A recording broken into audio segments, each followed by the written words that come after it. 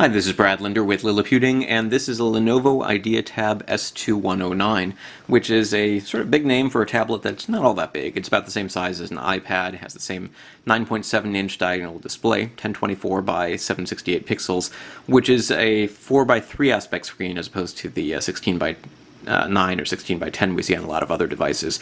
Has a dual-core TI OMAP 4 processor, which is reasonably fast, similar to a Kindle Fire, a little bit slower than what you get with a Samsung Galaxy Nexus smartphone, but definitely not the fastest processor on the market, but pretty good by, say, 2011 standards, and here we are halfway through 2012 when the tablet actually came out. But still, pretty much all Android apps are going to run pretty well on that particular processor, because there are still a lot of devices with even slower CPUs out there. One of the things that really helps set it apart is 4 speakers, SRS audio on the back, and that means it's a little bit louder, a little bit more clear than other tablets in this size and price range.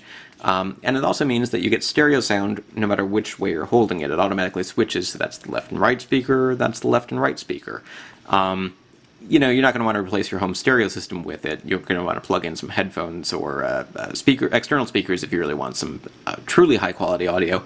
But you get better sound if you're, say, listening to some music in a relatively quiet room or watching a video on your own and you don't want to plug in headphones. We've got a front-facing camera, power jack, or a power button, volume, micro SDHC card slot, micro HDMI, micro USB, and power jack.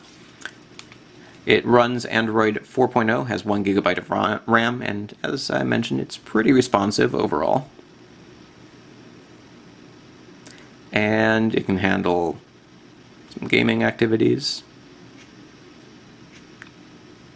although it's not clear if I can handle gaming.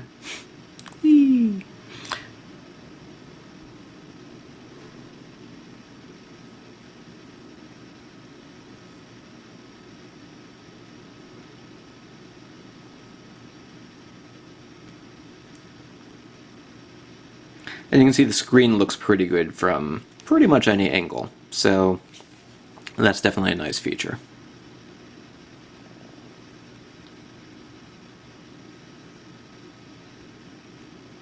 It's a decent size, I think, for reading ebooks or websites, and you can use it in portrait or landscape mode to do that. It's a really great size, I think, for reading comic books and magazines, which don't look very good, I think, on 7-inch tablets.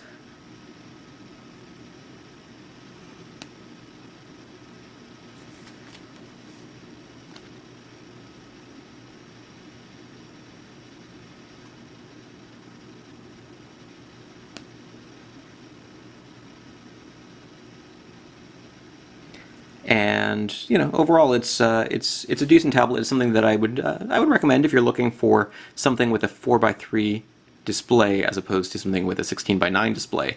For reading books, like I said, I sort of prefer something a little bit smaller, a little bit lighter. This does weigh about 1.3 pounds, so you're going to kind of want to rest it on your lap. Maybe if you're reading a book as opposed to just holding it in a hand forever, you'll get a little tired if you're doing that.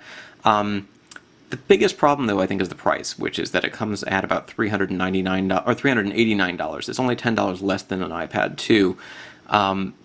It tends to go on sale regularly. So right now, for instance, Lenovo is selling it for $311. That's a much better deal than $389, and it's almost $100 less than the iPad 2. And if you're interested in Android as opposed to iOS, if you want the extra ports and expansion capabilities, then it's something that's definitely worth considering. But it's a little bit of a tough sell at $311 when for $199 or $249, depending on which model you get, you can pick up a Google Nexus 7 tablet, which has a faster processor, a higher resolution display, and otherwise, it's smaller, it's lighter. It also has the front-facing camera, the built-in speakers. Doesn't have the quad speakers, but has a lot of the same features. And then the newer version of Android 4.1, and this is $199 versus $311, which, like I said, sort of makes the Lenovo tablet a bit of a tough sell. Now, if you care more about size than screen resolution per se, you can see that you do get a bigger screen, which is going to be better for, say, watching videos, or better for, if you want larger print and so forth. As I said, it works great for comic books or magazines, because I think the larger screen is more important in some ways than screen resolution per se. They look a little too small on here when you're trying to reproduce a page that was meant to be 10 or 11 or 12 inches. But other than the size, I think the Nexus 7 really sort of has the advantage. That said, you do get the SD card slot here. You don't get that on the Nexus, and Lenovo throws in a free cover. It's not the sort of cover that you would spend a lot of money on otherwise, but it's nice to have. It's got a nice little textured area on the back here. It's got cutouts for the speakers and the ports, and it fits pretty snugly.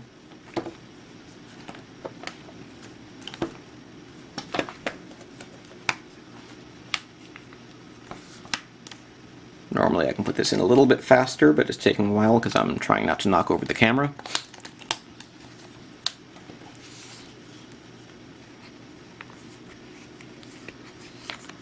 There we go.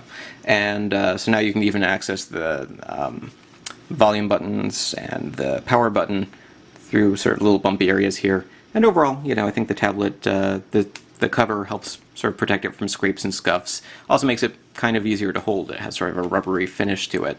So, the case is a little bit of a value-added feature. It's something that almost nobody includes with their tablets these days. But for $100 less, it's kind of hard to not recommend the Nexus 7. I think I said that backwards. For $100 more, it's a little hard to recommend the Lenovo IdeaTab S2109 over the Nexus 7. For a couple of bucks less, though, if they could bring the price down below $300, I think that they have a pretty compelling device here for people who are looking for that larger display. Anyways, this is a video review of the Lenovo IdeaTab S2109 for Liliputing.com. You can find more details at Liliputing, and check out other reviews on this YouTube channel and at Liliputing.com.